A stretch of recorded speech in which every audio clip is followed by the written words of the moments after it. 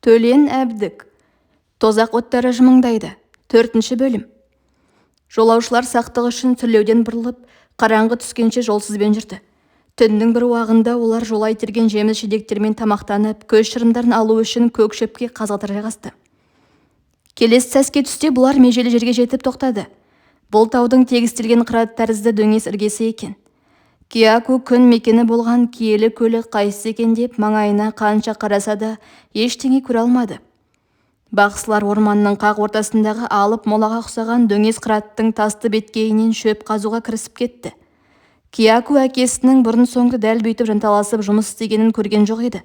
Шарғанат шағып есірік болған адамша балтасын аласұра сілтеп, селдір жапырақтары сарғая бастаған тырбық қурайға ұқсас, тікенекке, шырмауыққа, гүлге ұқсас бірнеше шөптердің тамырларын тынбай қазды.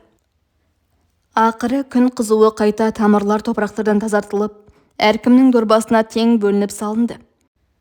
Содан кейін бақсылар ақырғы рет жүрек жалғап, жаратушы ұлы күшке сыйынып дұға оқыды. «Қозғалайық», деді Киякудың әкесі балтасын белдігіне қыстырып жатып. Кияку орнынан тұрды. Әлденеге көзінің алды қарауытып, жүрегі шымырлап сыздағандай болды. Ол мұнысын ешқандай жақсылыққа жорымайтын еді. Сылдыр еткен дыбыстан сезіктеніп, артына жалт қарағанда бұта арасынан мылтығын кезеп, аспай-саспай жақындап келе жатқан ақ адамды көрді. Әкесі, «Қашу керек», деді ақырын ғана.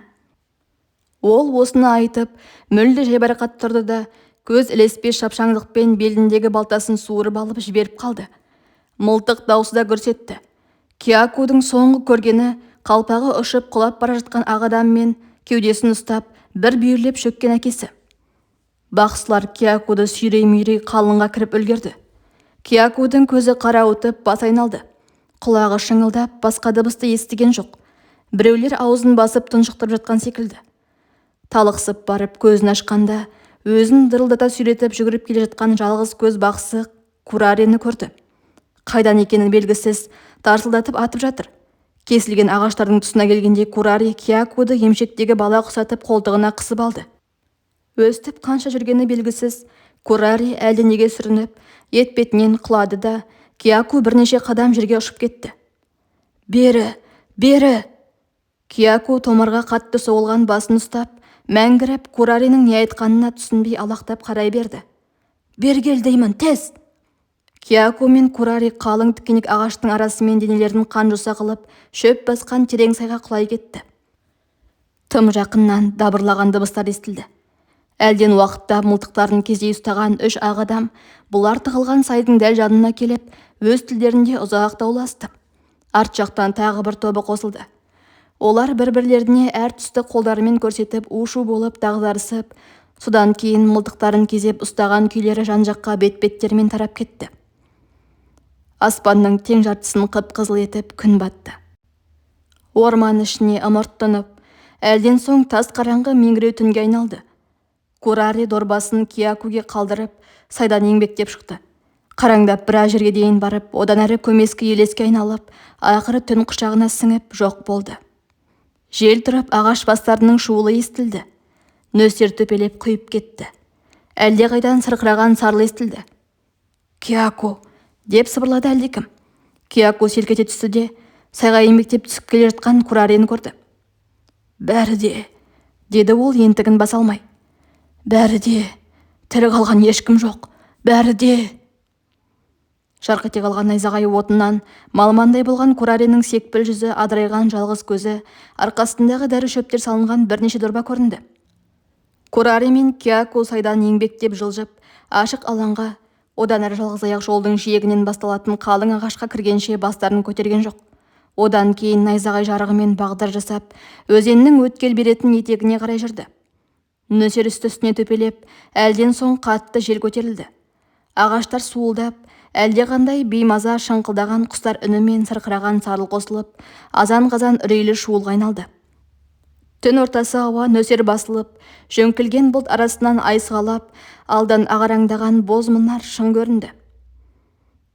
«Бұл біздің бұрынғы аңшылар тұрағы», деді Курари арқасындағы дорбасын түзеп жатып. «Лашық тұратын, от жағатын шақпақта болатын». Мұнар сейіліп, ай сәулесімен жарқыраған сұр жартас Төменде қап-қара боп толап аққан асау өзен арнасы айқын көрінді. Курари төбесін пальма жапырақтарымен жапқан, іші құрғақ, аласа-лашықты оп-оңай тапты. Кияку дайын тұрған аспалы гамаққа қисая кетті де, әкесінің өлімі жанына жаңа батқандай солқылдап жылап қоя берді. Ұлы бақсы Чороның өлімі, ең ауыр өлім. Курари іргедегі құрғақ бұтақтарды жинап, от тұтатты. Бірақ сен тірі қалдың. Әкең өзінің бар құпиясын саған қалдырған. Қазір сенен қымбат ешкім жоқ. Сондықтан жарылқаушы рухтың жақсылығына рахмет айтпау күпірлік болады. Одан кейін Курари Көкшіл Мұнар тауына Қабылан аулауға барғандағы көрген қызықтарын, жаралы Қабыланды қанша күн қуғандарын, сол жолы Чапу батырды ормандағы әйел персі арбап, жыныртып жібергенін, өзіне атылған жаралы Қабыланды қалай шаншып өлтіргенін айтты. Осыдан барысымен Киякуды өзімен бірге аңға алып шығатын болып келісті. Курари сөзіне қарағанда бүгінгі үлкен апатқа онша қабырғасы қайысып отырмаған секілді. Бірақ табиғатында зерек туған кішкене бала Кураринің даусындағы дірілдеген, осының бәрі бірдеңе үшін, ол бірдеңе біздің бәрімізден биік, біздің қазамыздан да, ұлы бақсы Чороның қазасынан да биік. Сен кішкентай болғанмен Аракудың 8 бақсының бірі болып саналғансың, сондықтан түсінуге тиістісің ғой, деген ойды аңғармай қала алмады.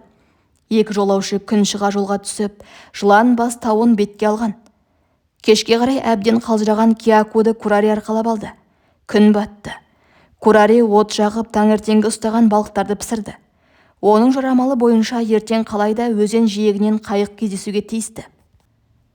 Келесі күні бұлар өздері меже тұтқан Жыланбас тауының етегіндегі өзеннің өткелі тұсына сәске түсте келіп жетті. Айналасына қолмен отырғызғандай қаз-қатар пальма ағаштары өскен сарғыш түсті өзеннің жағасында төңкерулі қайық жатыр. Алдыңғы күні жаңбырдан өзен суы көтерілгенге ұқсайды. Ағысы қатайып, сарлы күшейе түскен. Курари қайықты қолмен көрсетіп, қуанғаннан ыржия күліп, әлдене айтқысы келіп, Киякуге бұрыла берген сол еді, дәл жақыннан мылтық даусы көрсете қалды. Курари етпеттей құлады. «Қаш!» деді жер тырнап жатып. Кияку қашып үлгерген жоқ. Алдынан да, артынан да мылтық кезенген бірнеше ақ адам лезде қоршап алды. Сақал мұрты өсіп кеткен, ұзын бойлы біреуі маңындағыларға өз тілінде бірдеңе айтты да, аяғымен Кураринің шалқасынан аударып, «Алтын қайда?» деді Араку тіліне ұқсас бір тілде. «Алтын таба аласың ба?» «Ха? Қай жерде алтын?» Кураринің құлағынан қан кетті. Сақалды ұзын жерге бір түкірді де, мылтығын тіреп тұрып Курарини дәл басынан атты. Бұрылып Киякуге қарады. Мұны қайтсем екен дегендей сәл ойланып тұрды да, құсатқандай емін-еркін бейжай сезіммен мылтығын көтеріп көздей бастады. Кияку дір ете қалды. Әлде қалай қорқыныш сезімі жоғалып, әлденеге түсінбеушілік, енді қайтер екен деп асыға күткендей тынышсыз, есірік күй биледі. Ол сақалды ұзынның жанында тұрған ересек баланың әлдене деп жалынғанын, сақалды ұзынның күліп, басын изеп, оған қолындағы мылтығын бергенін, енді мұны баланың көздей бастағанын көріп тұрды. Бала дәл жанында сілейіп тұрған, осынау адамға ұқсас мақұлыққа тигізе салуды мін көрді ме, қолымен қаш дегендей белгі берді. Кияку меңірейіп тұра беріп еді, тағы да қолын сілтеп, қаш деді. Әлде біреу жерден тас алып лақтырды. Кияку баланың сілтеген жағына қарай жүгіре жөнелгенде мылтық көрсете қалды. Кияку кілт тоқтай қалды да, өзіне ешқандай оқтың тимегенін сезді. Бұрылып өзін атқан топқа қарады. Бала неге тоқтайсың дегендей қолын сілтеп ызалана айғайлап тұр екен. Тағы жүгірді. Тағы да көрсете қалды. Тиген жоқ. Шала есті күйде бұрылып тағы қарады. Қалпақ киген жып-жуан біреуі енді бұлай жүгір деп қол сілтеп тұр екен. Кияку жел құлатқан банан ағашына қарай жүгірді. Тұла бойы өзіне ырық бермей қалшылдап, санасында әлдеқалай бей-берекет, аласапыран бір түйсік, ақырғы демді бітіріп, мәңгі азап шекпейтін тыншығуды асыға тілегендей. Қазір, міне қазір бәрі де бітеді. Тек тезірек дейтін секілді. Болмашы ойлар, елестер, үрей, түйсіктер дәл қазіргі жанай өтіп жатқан мылтық оғындай зу-зу елес беріп жоқ болып жатыр. Баланың бұрын мылтықпен көп әуес болмағаны байқалды. Тегізе алмағанына ыза болып, қызарып, жыларман халге келді. Енді бұлай қаш деп өзенді сілтеп тағы да сығалап көздей бастады. Ерсілі-қарсылы жүгірумен үрейден қатты алқынған Кияку қарсы алдында бұрқанып ағып жатқан өзенді көрді. Әлде қалай есі кіріп, құтылу керек, өлмеу керек, деген түйсік ап-анық елес берді. Енді көрсете қалған мылтыққа да, арттағы топтың айғайына да мән бермей зымыраған бойы жартас үстінен өзенге бір-ақ секірді. Құлап келе жатып ештеңе ойлап үлгере алмады. Тек биіктен жүрегі өрекпіп, желекпіні тынысын бітеп үрей буды. Мұздай суға күмп бергенде сіңірі тартылып қала жаздап барып жазылып кетті. Басымды шығартсам ат тастайды деген қорқынышты ойдан біржола су астында қалуға ризалық тәрізді соқыр сезімшектеп, ағыс екпінімен әрекетсіз бата берген ол әлден соң демі азайып булығып, әлгінде ғана санасында абайқын елес берген ой сезімдері ғайып болып, ессіз жан тәсілім күйде су бетіне шығуға, ауа жұтуға аласырды. Ағыс екпіні бағытын өзгертіп жіберген секілді. Бір бүйірге үйіріп зымыратып әкетті. Үздігіп, демі бітіп, су астында көзі шарасынан шыға айналып кеткен Киякудың ішіне су кеткенде, өлдім деген аса қорқынышсыз, ақырғы ой санасын шарпып өтті. Содан кейінгі сезгені қолына іліккен жылтыр тас, көкірегін жарып енген ащы дем. Кияку ішек тамырлары қақырап, өзегі үзілердей үсті-үстіне шашалды, артынша лақылдатып қыса бастады. Біраздан соң бойы бей-жайланып, денелері босап, тынығуды аңсап сәл жатты да, өзінің қараңғы үңгір ішінде жатқанын көріп, сарқыраған ағыс дыбысын естіп қалтырап қоя берді. Үңгір жартас астымен ағысты бұрып әкететін бір иірім сала тәрізді. Бозамық сәуле беріп, жоғары өрлеген үңгір түбінен дем секілді бір леп келді. Жаға тұстан ақ адамдардың дабырлаған дауыстары еміс-еміс естіліп тұр. Кияку жіп-жіңішке қолдарымен тасқа сүйеніп біраз тұрды да, суды кешіп үңгірдің түбіне қарай енді. Қайда барамын, не істеймін дегенді ойлап жатпады.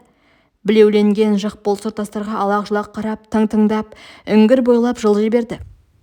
Бірыңғай дымқыл ауадан тас бедерін бүркеген көк қыналар аттаған сайын аяғын жұп-жұмсақ жанды денеге тигендей түршіктірді. Ол ұзақ жүрді. Жүрген сайын үңгір іші кеңейіп, қаңыраған қара көлеңке жер асты кеңістігіне айналды. Кияку сәуленің қайдан келіп тұрғанын аңғара алмады. Алыстап кеткен зәулім тас қабырғалардың етегінен үңірейген қап-қараңғы тесіктер көрінді. Жоғарыдан суылдаған дыбыстар естіліп тұр. Кияку бағдар айқындау үшін тоқтап жан-жағына қарады. Кенет жал-жал болып үйіліп қалған құлама кесек тастар арасынан таңғажайып бір құбыжық бас көрінді.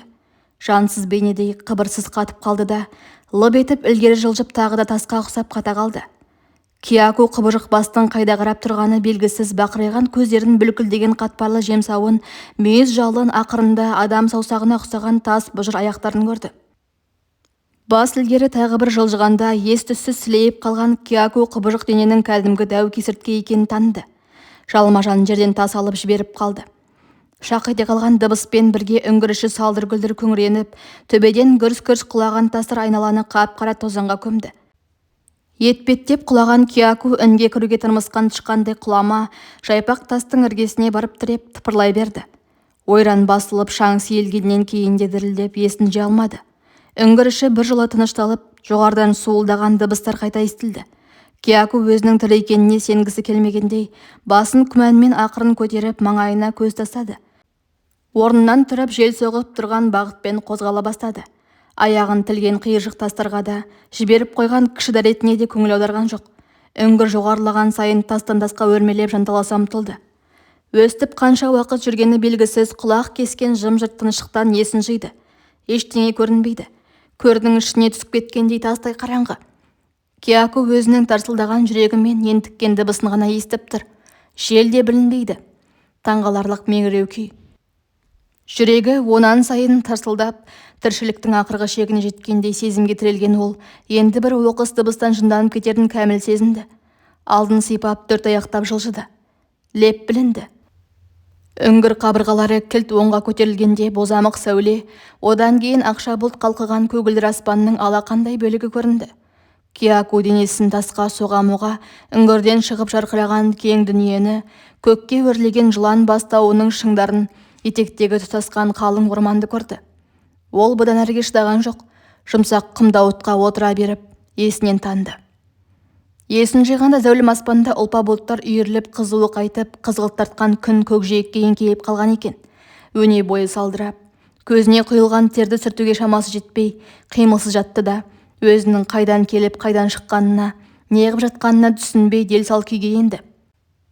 Бүкіл санасын меңдеген бір әлсіздік одан әрі ойлатпай, тек сол түсініксіз күйге дейін ғана сезінуге мұрша беріп, өстіп жата бер, Ештеңеге түсінудің қажеті жоқ.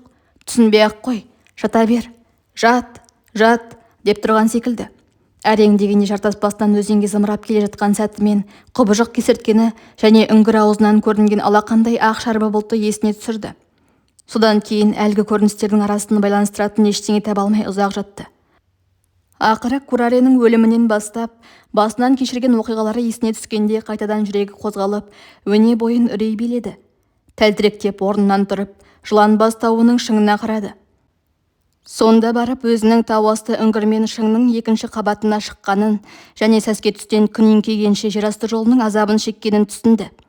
Дірілдеп, бас айналып көзі қарауытты.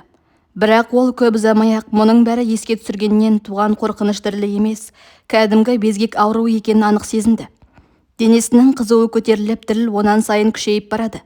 Кияку әкесінің тәуіптік өсиеттері есіне түсіп, дорбасынан жапырақ алып шайнады. Күн батып, бұлт арасында қалып қойған соңғы қызғылт рең шапақтар да сөніп, қас қарайды. Дөңгелек тұтас түнеріп, түнге айналды. Етектегі орманнан құстар шулап, аллигаторлар күркіреп, бақалар шырылдады. Көк жиектен ай көтеріліп, ала бұлттардың арасымен асыға жүзіп барады. Әрегідік адамның жылаған даусына ұқсайтын таңға жайып қорқынышты бір дыбыс сыңқылдайды. Кияку құрғақ жапырақтарға тас қашап, от тұтатып, үстіне бұтақ үйді. Оттың сар жалқын жалынына меңзең қараған күйі қалтырап дірілдеп ұзақ отырды. Енді не істеуім керек деп ойлап көріп еді, бірақ ақыл санасы оған жауап бермеді. Ақыры бойды билеген әлсіздік еркін алып, жылы құмның үстінде қалай ұйықтап кеткенін сезген жоқ. Ертеңіне түске тақағанда бірақ оянды. Шақырайған күннен көзін аша алмай, зырқ-зырқ еткен ып-ыстық басын қолымен қысып, енді не істеуім керек дегенді ойлап біраз тұрды. Кенет әкесінің өлімі, бүкіл бақсылардың өлімі, өзінің Араку тайпасынан алыста, меңіреу қалың орманның ішінде жападан жалғыз, тіршіліктен үмітсіз күйде қаңғып қалғаны есіне түскенде, торыққаннан жүрегі шаншып көзі қарауытты. Жылағысы келді, жылай алмады. Жерге басын ұрып, тұрып жығылып, кемсеңдей берді. Бірақ ол қанша жыласа да, қанша жалбарынса да, аяушылық білдіріп көмек көрсететін ешкімнің жоқ екенін жақсы білді. Білгендіктен орнынан тұрып, кешеден бері шеше алмай қойған, енді не істеуім керек деген сұрақты іштей тағы айталады. Арт жақтан әлдене сыбдыр ете қалғандай болды. Кияку селк ете түсті. Ақ адамдар іздеп жүр. Киякудың денесі мұздап жүре берді. Жалт қарағанда бұта-бұтадан қарғып, қашып бара жатқан елікті көрді. Бірақ ақ адамдар жүр. Бұл жерді солар мекендейді. Қазір кездеседі деген үрейлі ойдан жүрегі қайтып орнына түспеді. Жалма-жан дорбасын беліне байлап сүрініп қабынып етекке түсті. Күн сәулесі көрінбейтін қалың жыныстың ішіне кіргенде аздап есін жиды. Өзегі талып ашыққанын, әрі шөлдегенін сезді. Күн батарда жапырақтар бүркеп, көзге көрінбей сылдырап ағып жатқан жалғыз аяқ жол секілді жіп-жіңішке бұлақтан су ішті. Ал жейтін ештеңе жоқ еді. Маймылдар мен құстардың, жарғанаттардың көздерінен тасада қалған жемістер тым биікте. Жерге түскен бірер жаңғақпен жүрек жалғаған болды. Қайда келе жатқанын өзі де білмейді. Орман іші қалыңдап, аяқ алып жүрудің өзі қиынға түсті. Тұтасқан қалың шырмауықтар мен жапырақтарды жолынан тазартып отыруға Киякудың шамасы жетпейтін. Сондықтан әлсін-әлсін кері шегініп, мағынасыз жүрісті қайтадан басынан бастауға тура келді. Қас қарайғанда қабаттаса өскен пальма ағашының ортасынан ұйықтайтын құрғақ жер тапты. Түнге қарай орман іші қорқынышты шуға толды. Аллигатордың күркіреген дауыстары, бақалардың тынымсыз шырлы, түн құстарының шырқырағаны және тағы да сол адамның өксіп жылағанына ұқсайтын сұмдық үрейлі дыбыс таң атқанша бір басылған жоқ. Күн шыға жеуге жарайтын тамыр жапырақтар іздеді. Ала сүріп құстарға, маймылдарға жүгірді. Жаңбырдан іркілген қақтан бұзылған су ішті. Сыбдыр еткен дыбыстан шошып, бүкіл уақытын мағынасыз қашумен өткізді. Ол бәрінен де қорықты.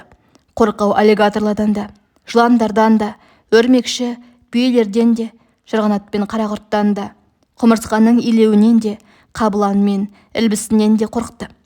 Бірақ оған осылардың бәрінен де ең қорқыныштысы адам еді. Жаратушы құдіретке мың мәртебе табынып, тек адам баласына кездестіре көрме деп жалынды. Өйткені ол жер бетінде адамнан өткен қатерлі, мейірімсіз мақұлықтың жоқ екенін жақсы білді. 4-ші күні аштық азабы адам төзгісіз жағдайға жетті. Не істеп келе жатқанын өзі білмей, көз алдына әлденелер елестеп сандырақтай бастады. Ол көңілсіздіп, балық пісіріп жатқан шешесін көрді. Шешесі бір қолымен ұлу қабығына шүпілдете құйылған тәтті сусынды көтере ұстап, иегімен балықты көрсетті. Алдымен балықты жеп ал деп жатқан-ау, деп ойлайды Кияку ішінен. Сусынды содан кейін ішкенім дұрыс қой. Сонда бұл не? Толық ай мейрамының басталып кеткені ме? Ейсі қандай көңірсиді өзінің, шіркін. Тезірек бер енді, дейді Кияку күбірлеп. Кәне. Кияку өзінен 5 қадамда жерде иретіліп жатқан анаконда айдаһар-жыланды көріп, есін жиды. Анаконда ұйықтап жатқаны, әлде аңдып жатқаны белгісіз көк теңбіл, алабажақ жондары күнге шағыласа жалтырап, басын көрсетпей от орнындай аумақта қимылсыз жатыр.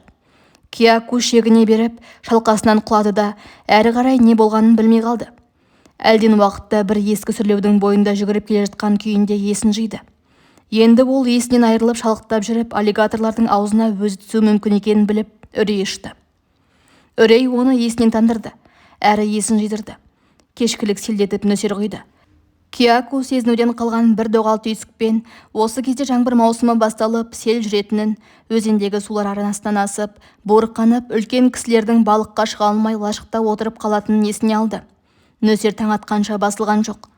Найзағай оты жарқ ете қалғанда түнгі орман бейнесінен жаны түршіккен Кияку қорқыныш пен тоңудан, аурудан тісі-тісіне тимей сақылдап, есірік шекарасында отырып таңдатырды. Келесі күні ол түс кезінде өлген ақ адамның үстінен шықты. Алғашқыда зәресі ұшып қаша жөнелді де, артынан өлік екеніне көз жеткен соң қайтып оралды. Аштан өлген екен деп ойлады, жартысы желінген қайыс белбеуді көргенде. Кенет белінде байлаулы тұрған зілдей дорбаны жұлып алды. Қолдары қалтырап, тісімен жұлқылап, әрең дегенде дорбаның аузын ашып қалды да, жарқыраған сап-сары алтын кесектерді көрді. Ол алтынның қымбат тас екенін бұрыннан білетін.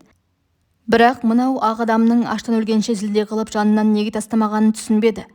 Дорбаны итеріп ақтара салды да, мөңкіген сасық иіске шыдай алмай шегініп кетті. Ақыл есінен ада қалған аштық азабында ажал көлеңкесінің соңынан еріп, қанша күн, қанша түн жүргенін ол сезген жоқ. Бір есін жиғанда тағы да өткен жолғыдай жуық арада аң баспаған ескі сүрлеумен келе жатқанын көрді. Бұл жол өзенге апару мүмкін деп ойлады. Ол есі түзуінде тезірек ойлап қалуға тырысты. Өйткені осыдан кейін қандай күйге түсері өзіне белгісіз. Өзенге, су.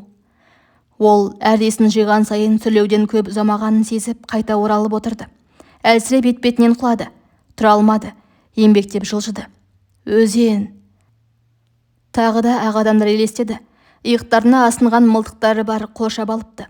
Біреуі өлтіргісі келіп жақындай түседі. Мейлі, елестей берсін, деп ойлады Кияку. Өңімде де көргем. Мейлі, қазір аллигаторлар келіп елестейді.